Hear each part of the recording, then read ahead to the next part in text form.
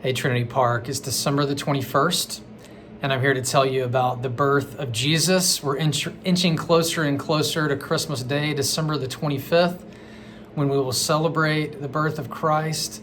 We're inching closer to our Christmas Eve service, which this year could become our December the 23rd service because of weather. Stay tuned for that.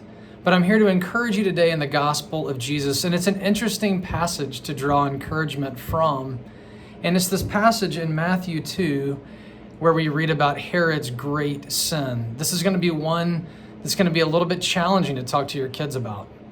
Herod, the puppet king, the not legitimate king of the Jews at the time, heard from the Magi that the legitimate king, the one born from heaven, the one to fulfill all the messianic prophecies, is going to be born. He's going to be born in Bethlehem. And he begins to totally freak out that he may lose his rule to this king who is arriving from heaven. I'm sure he hears all the stories from the shepherds of the angels appearing. I'm sure that the word is spreading like wildfire about this unusual birth, and he's freaking out. And so he decides to do something terrible. He decides to kill all of the male babies born in and around the time of Jesus's birth. This is the fulfillment of a prophecy in Jeremiah 31:15, where there's going to be weeping because the sons of Israel are no more. This is a terrible, terrible event. And this is why Jesus had to flee to Egypt. He had to flee with Mary and Joseph. He became a refugee for several years, living in Egypt, and eventually they would resettle back in the country. This reminds us of another leader in the Bible who at the time of his birth, the one in power, Pharaoh at the time, wanted to suppress the people of Israel. They were growing too strong.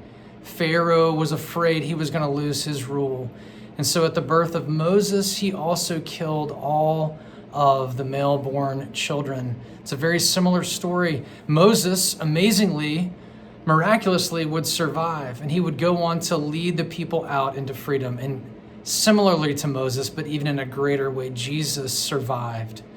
Jesus evaded the grasp of the leader, the power of that time. And he would grow, and he would become a man, and he would set us free in a much different way than even Moses did.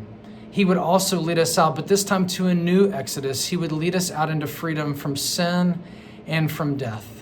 God made sure that Jesus would remain safe so that he could grow up and go to the cross and be raised from the dead to set us free once and for all. Encourage your kids with that good news of the gospel.